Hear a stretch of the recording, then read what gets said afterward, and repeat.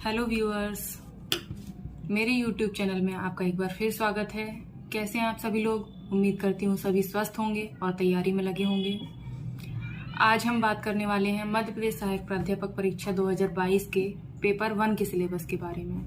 मैं सिलेबस पर डिस्कस करने से पहले एक और मुद्दे पर डिस्कस करना चाहूंगी कि ज़्यादातर लोगों में हल्ला मचा हुआ है कि अरे सिलेबस बढ़ गया है, पेपर 1 आ गया है तो टफ हो गया है। तो उन लोगों से मैं कहना चाहूंगी, यदि आप मध्य प्रदेश के हैं तो ये आपके लिए बेनिफिशियल है।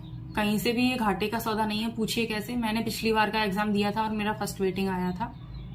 पिछली बार क्या हुआ था कि सिर्फ सब्जेक्ट पूछा जाना था, तो सब्जेक्ट में तो भाई लोग पीएचडी करे हुए हैं, इतने सालों से पढ़ा रहे हैं और अपने सब्जेक्ट में महारत हासिल किए हुए हैं, तो वो उनके लिए इजी हो जाएगा। और चाहे वो किसी भी स्टेट के हैं। मैंने यहाँ तक भी देखा है कि कश्मीर और तेलंगाना के लोगों ने भी एमपी में नियुक्ति पत्र प्राप्त किए हैं, यहाँ जॉब ज्वाइन की है।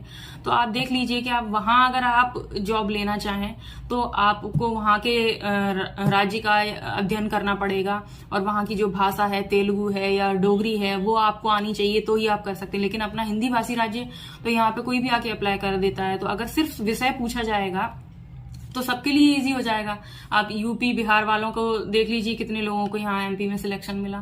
तो अगर आप एमपी के हैं तो आपके लिए जो पेपर 1 है वो लाभदायक है, ना कि हानिकारक। क्योंकि आपको सामान्य जानकारी तो एमपी की पहले से है ही।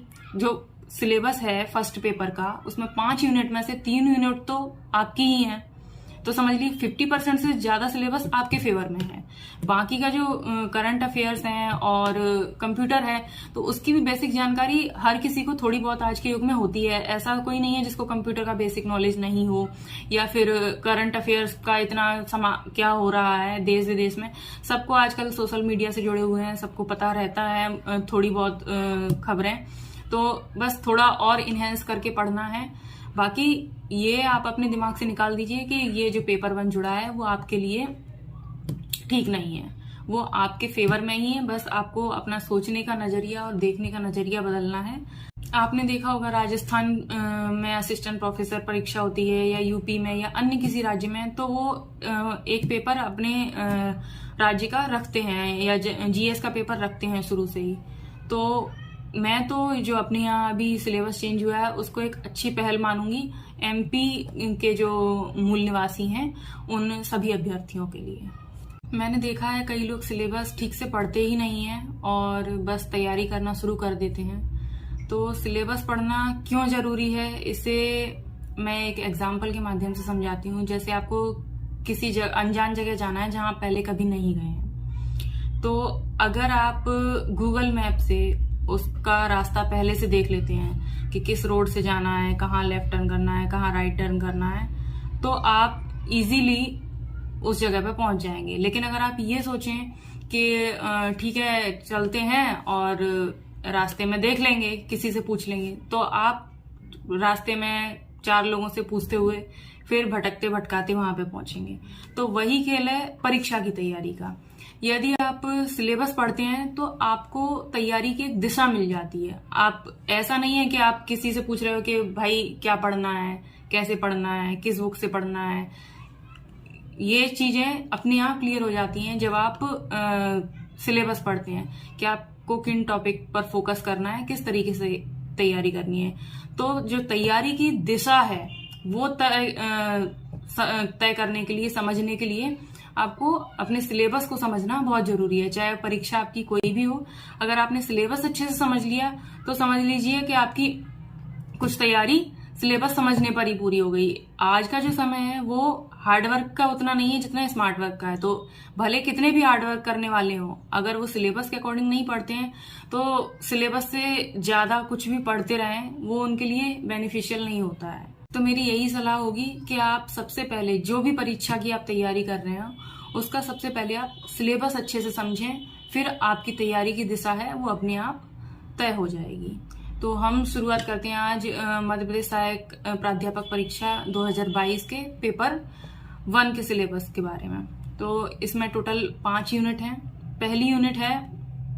पहली से तीसरी यूनिट जो है वो एमपीजी के से रिलेटेड है। तो हम विस्तार में देख लेते हैं कि मध्य प्रदेश के सामान्य अध्ययन से क्या क्या पूछा जाएगा। तो यूनिट 1 में मध्य प्रदेश का इतिहास, संस्कृति और साहित्य, ये है इसका टाइटल। अब इसके अंदर जो सब टॉपिक हैं क्या क्या पूछा जाएगा वो हम देख लेते हैं। तो इसमें है मध्य प्रदेश के इतिहास की महत्वपूर्ण घटनाएं, प्रमुख राजवंश, स्वतंत्रता आंदोलन में मध्य प्रदेश का योगदान, मध्य प्रदेश की कला एवं संस्कृति, मध्य प्रदेश की प्रमुख जनजातियां एवं बोलियां, प्रदेश के प्रमुख त्योहार, लोक संगीत, लोक कलाएं, मध्य प्रदेश के प्रमुख साहित्यकार और उनकी रचनाएं, मध्य प्रदेश के प्रमुख पर्यटन स्थल और मध्य प्रदेश के प्रमुख व्यक्तित्व। ये जो है मध्य प्रदेश का पूरा इतिहास फर्स्ट यूनिट में दिया गया है। फिर है सेकंड यूनिट, इसमें मध्य प्रदेश का भूगोल, ये टाइटल है। अंदर है मध्य प्रदेश के वन, पर्वत तथा नदियां।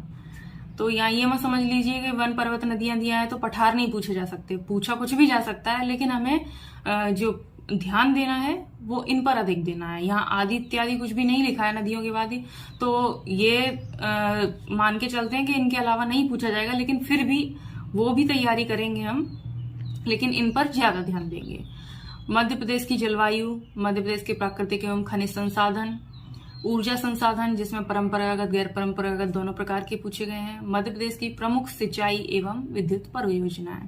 तो इतना जो है वो मध्य प्रदेश के भूगोल के अंतर्गत पूछा जाएगा। अब पढ़ने के लिए आपने सिलेबस नहीं पढ़ा है तो आप पूरा भूगोल पढ़ते रहेंगे, उसमें एक से एक डीप चीज जो पूछी भी नहीं जानी है उसमें भी आप दिमाग लगाते रहेंगे, और समय है बहुत कीमती और कम। तो अगर हम सही अपनी रणनीति बना के प्रॉपर टाइम मैनेजमेंट करके और सिलेबस के अकॉर्डिंग नहीं पढ़ेंगे तो सफलता मिलना हमारे लिए मुश्किल हो जाएगा। इसलिए समय की महत्ता समझिए और टू द पॉइंट जो दिया हुआ है सिलेबस उसके अकॉर्डिंग अपनी तैयारी प्लान कीजिए। नेक्स्ट है थर्ड यूनिट, मध्य प्रदेश की राजनीति एवं अर्थशास्त्र। इसमें मध्य प्रदेश की राजनीतिक व्यवस्था जिसमें राज्यपाल, मंत्रिमंडल और विधानसभा, मध्य प्रदेश में पंचायती राज व्यवस्था, मध्य प्रदेश की सामाजिक व्यवस्था, मध्य प्रदेश की जनांकिकी एवं जनगणना, मध्य प्रदेश की का आर्थिक विकास, मध्य प्रदेश के प्रमुख उद्योग और मध्य प्रदेश में कृषि एवं कृषि आधारित उद्योग। ठीक है, ये हो गया एमपीजीके की 3 यूनिट। नेक्स्ट है यूनिट 4, अंतर्राष्ट्रीय, राष्ट्रीय एवं मध्य प्रदेश की महत्वपूर्ण समसामयिक घटनाएं। इसमें आपको महत्वपूर्ण समसामयिक घटनाएं, ठीक है, देश एवं प्रदेश की प्रमुख खेल प्रतियोगिताएं एवं पुरस्कार तथा खेल संस्थाएं। तो यहाँ गौर करने वाली बात है कि देश एवं प्रदेश की प्रमुख खेल प्रतियोगिताएं, पुरस्कार तथा खेल संस्थाएं, यानी कि इसमें अंतर्राष्ट्रीय स्तर की, विश्व स्तर की खेल प्रतियोगिताएं, पुरस्कार और खेल संस्थाओं का उल्लेख नहीं है। हम पढ़ेंगे करंट में वो भी, लेकिन ज्यादा फोकस करेंगे देश और प्रदेश के अंतर्गत जो भी आयोजित की जा रही हैं खेल प्रतियोगिताएं, जो पुरस्कार उनमें दिए जा रहे हैं और जो भी खेल संस्थाएं हैं। फिर है मध्य प्रदेश राज्य की प्रमुख जन कल्याणकारी योजनाएं और मध्य प्रदेश के चर्चित व्यक्तित्व एवं स्थान। नेक्स्ट यूनिट है यूनिट 5, सूचना एवं संचार प्रौद्योगिकी। इसमें है इलेक्ट्रॉनिक्स, कंप्यूटर्स, सूचना एवं संचार प्रौद्योगिकी। तो ये जो है वो परीक्षा मंथन की बुक में अच्छे से दिया हुआ है। फिर है रोबोटिक्स, आर्टिफिशियल इंटेलिजेंस एवं साइबर सिक्योरिटी। ये जो निर्माण आईएएस प्रीलिम्स के लिए यूनिट 9 की जो बुक निकालता है उसमें अच्छे से दिया हुआ है, आप वहां से पढ़ सकते हैं। ई गवर्नेंस, इंटरनेट तथा सोशल नेटवर्किंग साइट्स और ई कॉमर्स। तो ये है आपका पूरा मध्य प्रदेश सहायक प्राध्यापक परीक्षा के पेपर 1 का सिलेबस। इसके लिए कौन सी बुक से आपको तैयारी करनी चाहिए उसकी बुक लिस्ट पर मैंने एक वीडियो बनाई है, उसका लिंक मैं आप इस वीडियो के डिस्क्रिप्शन में आपको दे दूंगी, आप वहां से जाके चेकआउट कर लीजिएगा। अगर आप मेरी बातों से सहमत या असहमत हों तो आप मुझे कमेंट सेक्शन में बताइए कि आपके हिसाब से ये सिलेबस ठीक है या नहीं है। अगर ठीक है तो क्यों है, और ठीक नहीं है तो क्यों नहीं है।